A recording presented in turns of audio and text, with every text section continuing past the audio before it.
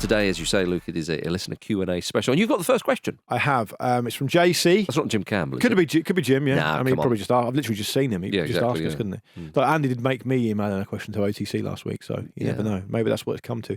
JC asks, what does Southgate do if the chips are down and we need a goal? Oof, that is a good question. I think it depends on the context. Without context, that's a very difficult one to answer. Okay. So we're going to have to interpret it as ever we can. So let's interpret it as if England don't score that goal, then they're out. It's life or death. England need a goal. But who are you playing? That's my point. Who are we playing against? A team, well, okay. Well, let me take you back to 2016. I don't think you need that much context, do you? A little opener then. Let me take you back to 2016. Okay. England are knocked out by Iceland. They are. I'm showing my in-laws, the entire family, Yeah. Their first experience of watching England in a major tournament. They're excited. Picture this. My wife's old man's put the big projection screen up for it, for it. My goodness. He says to me, I only normally put this up for the NFL season. Oh, no. But I'll put it up for this one. He's got it up all the time now. But you're scarred from that. What an awful England, experience. and England got beaten by Iceland. But anyway, that's all. We've got a chance of revenge on Friday. Yeah, that's the. No, we've beaten them since then, haven't we? We have. Carl Walker gets sent off. It's always a revenge mission against Iceland. Big time. And also, if you're going to pick a battle with the people, don't pick Iceland. Don't pick a running battle with Iceland. Pick one of the weak countries. No, there's not that many of them. Pick one of the weak countries, like Wales. Oh. I'm only joking. It's a joke. They're fierce as well. That's the point. It's a joke. It does work if you think about it. And if you don't like that joke as a Welsh person, think about maybe there's a chance that you could be wrong. We do need to answer the question. Iceland 2016. Yeah. Hodgson just starts throwing forwards on. He does. Because they need a goal. Yeah. It didn't really work. No. And the reason it didn't work is because that's not how to win football matches. And I'm surprised a man of his vintage didn't realise that, but it was desperation stuff. Yeah. So I'll tell you what, to flip the question on its head, I'll tell you what he doesn't do. Yeah. Unthinkingly throw forward players on. Yeah. And I think one of the good things about Southgate, he isn't really like that. No. And so it wouldn't be that. I really do think it depends on their situation, because it depends on who you're playing against and the team and the defensive players and how the game is going. You've got to interpret the game as it is. Indeed, but we also can create a bit of context in that we know that England are the favourites, or for a lot of people, one of the favourites for the tournament. So is this a game in which England are 1-0 down and actually England's backs are against the wall and are getting battered, and you think, well, actually 1-0 is more likely to become 2-0. How then do you respond? I'm not interpreting the question as that. I'm thinking we need a goal, and most likely England are thinking, right, we need to get forward. We need to now push them back if we're not already. So with that in mind, I think Southgate has some great options from the bench. I think Cole Palmer is one of them. Cole Palmer is great at unlocking defences. You saw that even against Bosnia. He plays lovely little cute passes, and he manages to slice it through the defenders, and that kind of thing is crucial. England traditionally, and that Iceland game is a great example of that, have struggled to break teams down. Even the Southgate side, in terms of breaking teams down, if France or Portugal or the Netherlands, or even if flipping Slovenia in the last great game of the group, it's a disaster. The Ramble watch along as well. The Ramble watch along. That would be terrible. What a terrible night out.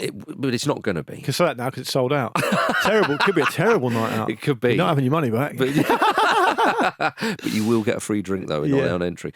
But you can throw it Nigel Farage if you want. Indeed, not on it. Well, you won't be there. Imagine if we brought him out. Half time. Very special guest. Oh, who is it? Yeah. Who is it? And that would betray our good characters. Nigel Farage and the bloke from Weatherspoons. Good target. Get a massive Couldn't target. miss that one. Nah, Couldn't miss it. Couldn't miss that mullet. No. So, whatever the game, England need to score. They'll need to break down a team, I'm guessing. Here's one fear. People have talked about Trent Alexander in midfield, understandably so. But if you listen to what Gareth Southgate says about Trent in midfield, he does say he's still finding his feet there. Southgate often gives you a little bit of an insight into what he thinks about a player in a particular position. I think it's not a ridiculous thing to suggest you take off Kyle Walker and bring on Trent at right back. If England are getting a lot of space and a lot of time, people say, well, you can't possibly take off Kyle Walker. I understand that point. For 9 times out of 10, you don't, because he's so crucial to this England team. Alexander-Arnold, when he's given space, we know he can hurt teams, and he's a much bigger goal threat than Kyle Walker. And actually, you've got so many forwards, you're right, you don't want to start, we'll chuck on Grealish now, and we'll chuck on Anthony Gordon, and we'll chuck on Palmer, and whatever. It ruins it a bit. Whereas actually, I think Trent could be a lovely option there. Yeah.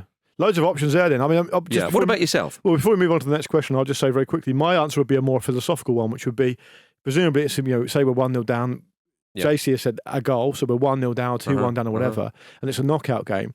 My advice to channel Roy Keane very quickly would just be relax. Yep.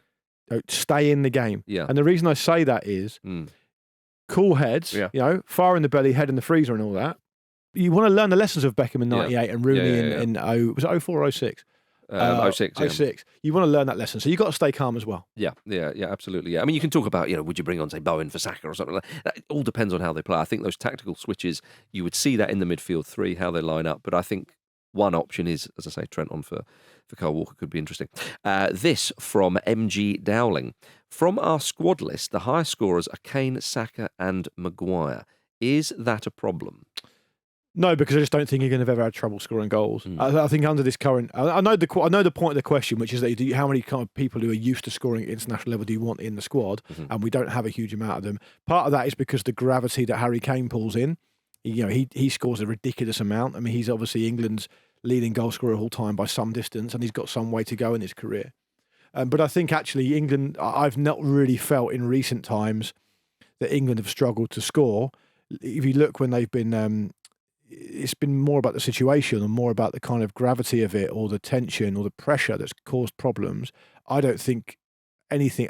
When I think about the concerns and the shortcomings of this team, one of them isn't, they won't score, because they do tend to score. I mean, look at the Bosnia thing on Monday. Like, half-time, fine. They were taking a while to grind them down. I never thought they wouldn't score, and they end up going to score 3 goals. So actually, I do appreciate the question and where it's come from, but I think it's nothing to worry about. Yeah, no, I would definitely agree with you. I think also as well, I mean, if you look at other squads in national tournaments, if you look at their top scorers when they go into it, it's sometimes not hugely impressive. You tend to have 1 or 2 outliers there, but actually, as you say, you've got young players coming through who haven't cut their teeth so much and so on. You've got goals in that England side. Foden's got goals in him. Bellingham does. As you mentioned, Palmer if he comes on, even someone like Eze if he indeed goes and plays. Kane, of course, top scorer in the country's history. So no, it's not a problem. No, I don't think it is either. Yeah. What about this from Mason on the Patreon Discord? He's a big character on Discord, is Mason. Yes. Keeps it all ticking along. Somewhat controversially sometimes, some would say, but you don't get any well-behaved men rarely make history, do they? So fair enough. What do we do to avoid the quote-unquote golden generation issue of trying to cram the best players into an 11? For example, Rice, Mainoo and Wharton could potentially be a great midfield with loads of control, but then, of course, you couldn't fit Bellingham, Foden, Saka, Kane, etc. into the team. I think that's a really good question. It is. And Mason, I feel that I may well have answered that in previous shows, in that you play Foden on the left wing and you play Bellingham in the centre with Rice and Mainoo. There you go. Because, Luke, and understandably... What about little Adam Wharton, though? Wow, he did look very tired, didn't he? Although 36 out of 36 completed passes. I mean, he did have all the time and against space. No one. Yeah. Against Tell you what, put me in a training ground with no one. Yeah. And just a mannequin to pass to. You'd be able to do it. I reckon 34 out of 36 I'd do. Yeah. I mean, again, though, in terms of tactical changes and all that kind of stuff, I mean, if you brought on Wharton and just said, just sitting there and give Rice the freedom, if you like, to go like he does at Arsenal. But I feel that Rice, he could do that, but I feel that we've got players that would be better suited. I mean, if James Maddison played, for example, I think he would be better off doing that. But I'm getting off the topic of the question. I think my problem with this, and I've said it before, is if we try and put Foden and Bellingham in the centre of the pitch with Rice, I just get golden generation vibes from that, and that's why I don't want to do it, really. And that's fair comment, and I think I build on that by saying that what this comes down to is confidence and trust, and what they need to be capable of doing, Southgate and Holland, is they need to be brave enough to make the decisions. They need to not revert to type. I think the reason that it happened in the golden generation is partly to do with player power, of course, but it's also to do with an insecurity around the fact that England were under huge pressure and never used to win anything, and they never even used to show they were going to win anything. Even the only thing that ever really happened was England. They got to the semi-final of Euros '96. To me, looking back, that looks quite fortunate anyway, but it happened. Other than that, it's pretty slim pickings. And nothing from 96 through to 2018, there was nothing really. That's right. And so the insecurity meant that we were making decisions out of fear. We can't possibly leave out of Steven Gerrard. We can't possibly leave out of Frank Lampard. Of course, Paul Scholes comes along. And this was Sven-Göran Eriksson, not even an Englishman, who was making the decision. And Paul Scholes makes a decision for Eriksson. of course. Eventually, but now we're in a position where I think we can afford to be brave and trust our players and be confident in what we're doing. And you said a second ago, you've covered this before. One thing I've certainly covered before, but I'm happy to reiterate now, is that there is a graveyard of players who've not had the international caps they should have had for every single nation. I mean, I was looking the other day, Carlo Ancelotti only played 26 times for Italy, for various different reasons. One of those reasons was there was loads of really other good players around. And we have to make our peace with that. So I think it comes from confidence, and we have to avoid it by picking the very best players for the job. And Southgate needs to be reminded that actually he's had enough rope now. He can do it, because ultimately he's probably going to go anyway. So maybe if he is going to do it, he'll do it in this tournament. If he thinks it's the best thing to do. One thing that is not often said about Southgate is he makes the decisions he wants to make. I don't think he is pressured by. Well, he is pressured. I don't think he's frightened by it. No, though. I don't think he bows to the media or the fans at all. When clearly, I mean, there was a former England manager, not Sven-Göran Eriksson, who a friend of mine knows him a little bit, and he said, it's really, really difficult to drop a certain star player, because if you drop him and then you lose, you'll get absolutely hammered, even if a certain star player maybe isn't providing the balance that you want in the midfield, or isn't doing this, that, and the other.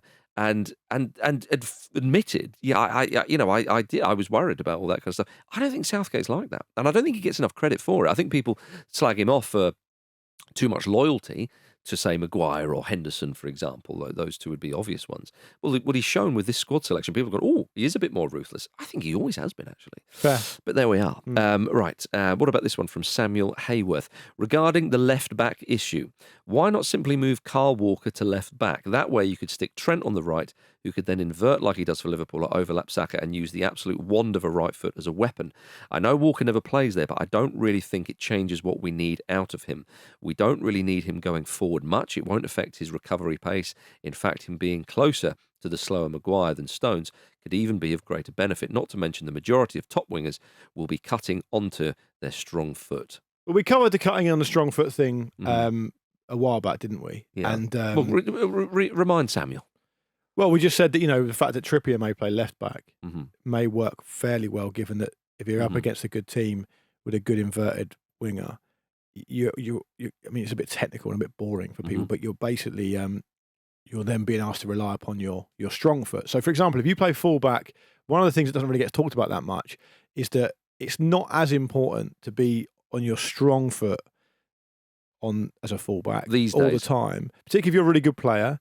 But actually, you say these days, but generally, because what people don't consider a lot is that sometimes, and depending on what team you're playing for, occasionally, a lot of the time, you're actually running back towards your own goal anyway, which point the whole thing's inverted. So there are kind of things about it that are beneficial that we don't talk about. With regards to the question, I think that it's not going to happen just because Southgate hasn't tried it. And I think we would have seen it by now. We would have. And I would add, though, to Samuel's question, Walker has shown himself to be quite tactically versatile, and I'll give you two examples. One is he plays on the Guardiola. He's going to be asked to do a lot, to take on board a lot of information. And if you don't do it and you don't do it well, you're not going to last very long. And he's been a stalwart for Guardiola. And the second point is he has actually played the right centre back of a back three and done it pretty well and provided a lot of cover with his pace.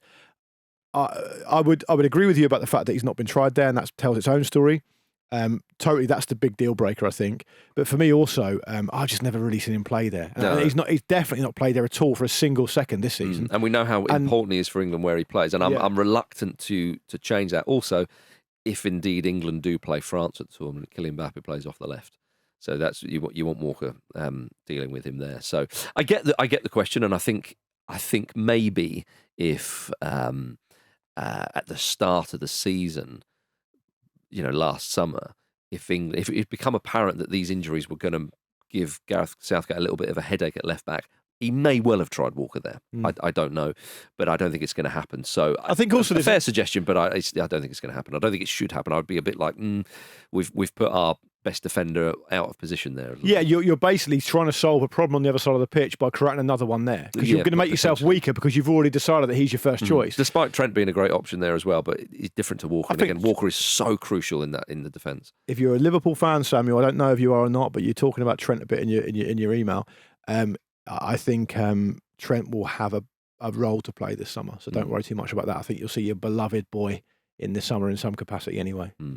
All right. What about this then from James Randall? Hello to you, James. James asks, I wanted to know who you both think will be the Grealish Euro 2020 player in this year's tournament. And we're just giving it a bit of an explainer to that. A player that won't get the minutes he's perhaps perceived to have earned this season and is therefore deemed the reason we don't win the Euros in the summer. I think that's probably harsh. Finish the email. Although, brackets, it is definitely coming home.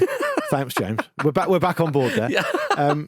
So Grealish ahead of Euro 2020, which was of course played in Euro 2020, which was of course played in 2021 because of the COVID pandemic. Grealish was, hitting his straps, flying, seen as a really impactful player, and then was probably used a bit more sparingly than people wanted. And then he came on in the final though. He did, and then after that, he kind of featured quite a bit more, didn't he? He started a little bit. He's not started a load under Southgate, but he certainly started more games since that European Championship. So we're looking for really a player who ultimately, because impactful subs are normally forward players for all the obvious reasons. The player that people are thinking, come on, bring him on. Yeah. So you're looking at probably Eze, potentially Palmer. I think Cole Palmer's probably the number one. Anthony Gordon, maybe. Yeah, those types of players. He's definitely an attacking one. I honestly, I wouldn't be surprised if Trent Alexander-Arnold just again becomes it, but just again putting him in the centre of midfield. Although it does change the dynamic. So I don't want to be too big on Alexander-Arnold, perhaps, because it does change a little bit. But I think Cole Palmer could be that player. I mean, the difficulty thing is who do you take off for him? Well, it's whoever's having a stinker. Yeah, indeed, yeah. Or if someone's tired or they're just not getting the joy. And I think Palmer is that player who can come on and again, just unlock some doors. He is. And I think also what you have to understand from a fan's point of view, and I don't know whether players or managers kind of feel like this enough. Maybe they do. I mean, Southgate's probably quite tuned into it.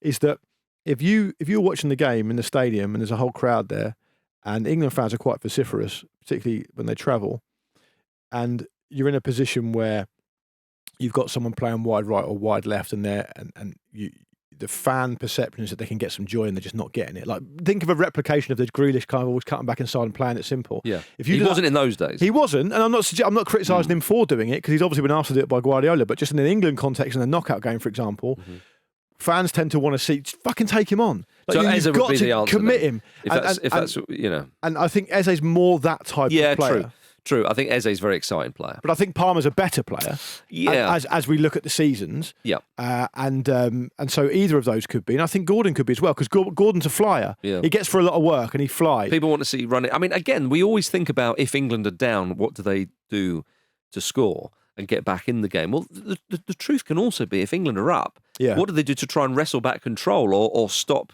getting overrun in midfield, that kind of thing, which is what we've seen happen to England before in important knockout games. And with regards to that, and Andy said it on Wednesday's round, but I wouldn't be surprised if Conor Gallagher comes on and it's like, right, charge it. Well, obviously, I'm going to say this, but do loads of running, loads of tackling, disrupt the play, get amongst it, and just stop what's going on. Yeah. And I think that would have an impact, and people would notice that impact. Yeah, exactly. And again, I think in this country, I think in a lot of footballing cultures, this is valued, but certainly in this country, if you just be seen as busting a gut and putting that effort in, I think people would enjoy that. So for different ones in there, we expect it's usually an attacking option and probably out wide, because again, we could never see Harry Kane coming off for good reason. And the great news is that this question from James is there because we all know we've got loads of great options, and that's a great position to be in. Yeah. This question from Two Tone Sam on Insta. Will we regret how harsh we've been as a fan base on Southgate once he's gone? Good question. It is. I think it largely depends on what comes after him. Yep. If it's après mar le deluge, then definitely. But if whoever comes along builds on what's happened and takes it another step, then I think maybe not as much. Also, if they win in the summer, then no one's going to... I think it depends what happens. Deny in that the summer. It's been harsh. I think if it's, and it would take a very, very particular scenario for England to put in a good performance at the tournament and not win it, and for the doubters and the haters to go, all right, no, fair enough, that was a good effort. Because it would have happened against France. Yeah, so it would have already happened. I think England to convince everybody, I think Southgate needs to win this tournament. You're right to say it depends what happens after, but I think that some people will look back on this and think, actually, you know what, that was an all right time. But I just think that because he's elevated it and given us the feel-good factor, and he's had 3 major tournaments already, I think people are a bit like, we are ready to win that bloody trophy. Yeah. And I think that's it. And that's testament to what he's done as an England manager. So it does depend. Some people will still look at it as a missed opportunity. I wouldn't necessarily, but only one team can win it. Yeah, but I hope that his that Southgate is not viewed as you should have won that penalty shootout at home in Euro 2020. I really hope that that's not the defining moment, if you like, and it's the thing that people think. But really, I think England have got to win the tournament, as I say, to properly win over everybody. Yeah, absolutely. Because therefore, we're not often saying, well, only one team can win it, but actually made us feel really good. And I think all that stuff matters. Certainly mattered at the start. But there's a pressure and expectation on England in this tournament, understandably so, that I've genuinely never felt before.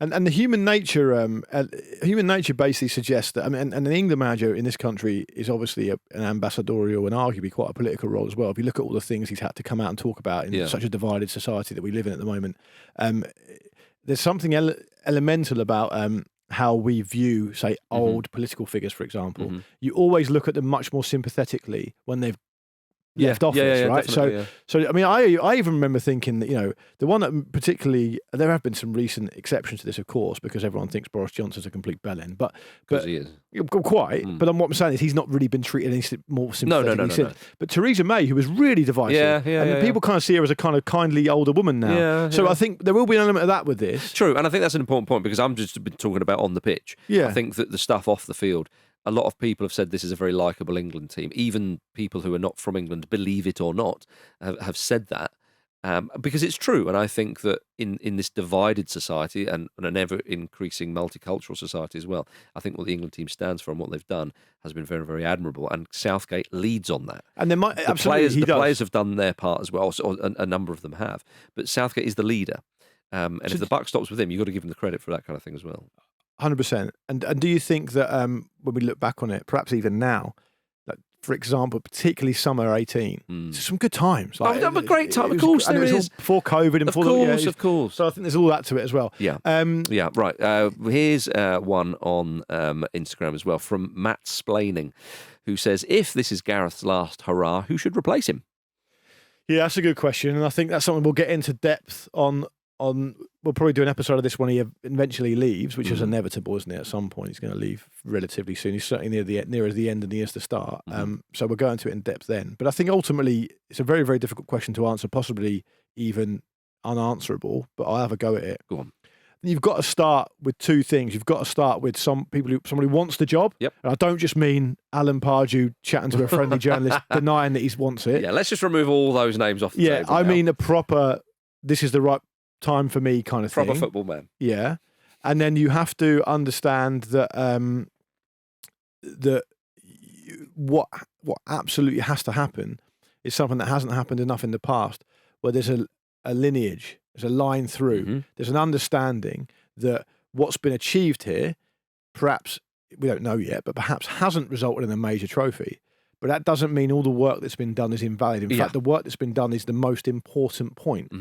And you have to be in a position to continue that. If you look at there's an amazing book called Legacy about the All Blacks. I forget who's written it now, but I've read it and it's fantastic. And it's all about not just the team, the most successful sports team in the history of all sports. Yep. It's about, as the title suggests, the legacy of it. The idea that there are players, All Blacks, who have never, or New Zealand rugby players, I should say, who've never become All Blacks because managers at the time, successive coaches have said, I don't care how good you are. The personality type doesn't fit with what we're doing here. Well, Alf Ramsey said, it was to Jack Charlton. He called him up, and Jack Charlton even said, "I'm sorry, but why have you called me up?" And he went, "I don't pick the best players. I pick the players I need." Right, there we go. Exactly. And this All Blacks idea is that when they first come in, they are taught the values. Yeah. So your number one responsibility isn't to win matches. Yeah, and the guy Jim interviewed, of course, many. He was part of it. Yeah, he's the link between the All Blacks vibe and what the FA in England have been trying to do. It's about leaving the shirt better than you found it. Yes, it's about exactly. Getting into the tradition of it. And I think we don't have to be as high-minded as that, I don't think, but we do need to understand that what Southgate's done, little things he's introduced. Well, aspire to be the best. What it means to be an England player, like, if you have your cap presented to you, you got your number. You know your number. Right? So I think they need to buy into that as well. I wouldn't be, if we're going to throw names around just for the fun of it, I wouldn't be averse to Jurgen Klopp if he's still out of a job. I thought that was all building up for you to say Lee Carsley, the England under-21 manager. I don't know enough about him. Well, no, none of us do at managerial level. I mean, they won the England under-21s, but everything you were just saying there, I thought, so they're going to continue what they're doing, because Southgate was obviously under-21s. Yeah, but I think the job's more than that, though. And I think Southgate's a much bigger character than Carsley has, and has a much bigger career than Carsley had. Sure, but it wouldn't shock me if I mean, some of the options have been touted in the past. You take the best English managers. Eddie Howe would be very unlikely if he were to take an England job. You've got to be right for it, and you've got to be in the right frame of your career. Like Eddie Howe at the moment has been pretty clear that like he's a workaholic. He works every day. You know, exactly. He gets into the office at ridiculous times in the morning and he gets stuff done. Like Jurgen Klopp seems like a nice fit. I know he's German, and that means Jurgen Klopp's never going to do it. Fine. There we go. Apparently, there you go. Matt's playing the answer is don't bother asking me because I've got no idea. But a few reports this week have suggested that Mauricio Pochettino would be considered if he was still at work after. I mean, I'm not sure an Argentinian is the right fit. I'll only do the Euros. You just dismissed the German. I want to dismiss the Argentine. Good, and it's a tougher sell. Klopp.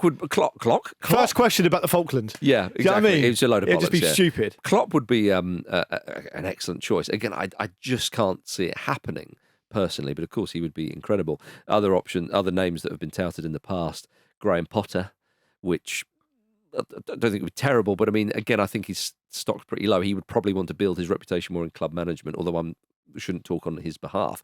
Steve Cooper, he's Welsh, not English. Obviously had success at lower age cap level. What's happening is here we're clearly getting a dichotomy between like people who've had success at age group level and people who've perhaps got a reputation at the senior level whose personalities fit. We don't know. Let's leave it at that. I think we made some decent points there. Squeeze one more in before we go to the take thermometer from Michael on the Discord. He says, if I offer you this scenario, do you take it? Gareth and his brave boys sign off his tenure by winning the Euros in Germany this summer. But his replacement, who will go on to take charge of England's next 7 major tournaments, 4 World Cups and 3 Euros, is Tim Sherwood. Right. What's the question? Yeah. Would you take that scenario? Do you know what? I was going to laugh and go, of course I would. Doesn't mean we win a major trophy. We're gonna have a coup d'etat if we let Tim Sherwood do it for that long. Do you know what? Right, it would mean Southgate getting his just rewards for what I think has been an incredible tenure as him as England boss. They win the trophy. He's vindicated. His name is up in lights forever. Let's give it a spin. Yeah. Fair enough. I'm on board. Fuck it. Why not? Yeah, I know. We have to sit through the next 7 tournaments, which is actually a long time when you put it like that. It's no more misery than we've had in the past. Well, exactly. I mean, let's be honest. As you say, like, how long have we been watching England? I mean, me since the 1990 World Cup, I've never seen them win. So bollocks. Why not? And at least we get to slag off Tim Sherwood. Yeah. Right. It's now time for the return of the Take Thermometer. Yeah, the penultimate Take Thermometer of this series. Every week on Lions Watch, we sense check the latest big opinions on the Take Thermometer. You know how it works by now. Lemon and herb, mild, medium, hot, and flare up the arse. I'm still getting messages on all social media platforms, including one on LinkedIn today, about how the Take Thermometer is all fucked up and it doesn't make any sense. We don't care. No. We're sticking with it. A flare up the arse doesn't make any sense. It just works. It does just work. It just works. Ashley Young brought a bit more heat last week, didn't he? With his shout about Branthwaite. So, but we're going to go down to one of the South Coast's most favourite sons, good old-fashioned Pompey fan, Ian Darke. Oh, come on. TNT Sports commentator Ian Darke, who says the following. Adam Wharton has to be in the England squad as cover for Declan Rice. He points out that he didn't misplace a single pass against Bosnia, got 36 out of 36, has not put a foot wrong and looks the part. Now, Ian Darke didn't say this, but I would just add, Adam Wharton's, I think, almost a year older than Kobbie Mainoo as well. Yeah. So in terms of experience, age, it's not quite as different as perhaps you think. He's not quite as far behind as perhaps we thought. What do you think? I think it's a hot take. You like it? Yeah. Hot? Yeah. Not up the arse, but it's hot. Well, you're going to have to go up the arse next week, aren't you? Because otherwise you can't have a Chekhov's gun and not use it. Well, and I hand that gun to you as well. You know. So I think it's hot. I think that Adam. They're Wharton, different, though, aren't they? They are different. Adam Wharton clearly, as soon as he was in England, as we've seen for Crystal Palace, we didn't need that 20 minutes or whatever it was for England to know what type of player he is. He is very happy and wants to play in front of the defence. Rice wants to do that as well. Conor Gallagher, we think, is a little bit more dynamic. But tell people listening what you think, to preface this, tell people listening what you think Declan Rice offers this England team. That's the context. Yeah, I think he offers that role. I know people say, but for Arsenal, yeah, but also for Arsenal, he does play, and let's use the number system that often we use now, which I'm on board with. He plays as a number 6 for Arsenal. He does. I know he does a number 8 job as well, but he can do the 6. And he has said that he prefers that position. There was talk of Declan Rice becoming a centre-half as his career progressed a number of years ago, if you remember that. He's played in that role. So Declan Rice is the starting player for that role. At number 6, as we think. So you just think that because Adam Wharton seems to be more of a metronomic player. Yes, but Rice is. But I haven't seen him as much as I've seen Rice. Rice is for England as well. But as Ian Darke is not saying Adam Wharton should start for England or he should start for England and Rice can do this. He's simply saying as cover, and I don't think Kobbie Mainoo is cover for Rice necessarily. I think he can slot in there next to him. I don't think Conor Gallagher's cover for Rice. I think he can slot in there next to him. Same with Trent Alexander-Arnold. All these options. Who is the cover for Rice? As I said, I put Rice as just above Harry Kane as our most important player and just above Jordan Pickford as that as well. Because who plays in that role if we don't have anybody? We've said, he so can't... if Rice goes down the middle of the pitch during a game and he can't continue, are you happy for the person to come on to be Adam Wharton? I think so. So he's in the squad as well now. Yeah, I think we're up to about fucking 48 players. As I said, take them all. Bollocks to UEFA. We'll do what we want. We'll take as many. So it's a hot take. I agree, but perhaps for slightly different reasons. Okay. And I agree because I haven't heard really anyone else talk about it the way you just have there, which is that we don't talk about. We basically just, I think, assume that Declan Rice is Superman. Yep. And he's going to be fine. Yep. And he's always available, so it's fine. Mm-hmm. And it might not be fine. And part of the point of having a squad is to have someone that can do it if he can't do it. Yep. And I do think at the moment we don't have anyone. We've got cover everywhere else on the pitch. Yeah. And apart from as in like for like or position for position. But it would at the moment it would probably end up being Gallagher, wouldn't it? Just because of the profile of player. Probably. So there you go. Yeah. So in which case, then I kind of, by definition, it kind of has to be quite a good take because no one else was talking. We're going about hot. We're going hot. We love Ian Darke. It's hot. Come on. It's hot. Ian Darke gets the hot All take. right. What a way to end the penultimate episode. Indeed. Thank you very much for listening to the Football Ramble, part of the Acast Creator Network. We're back tomorrow with the preview show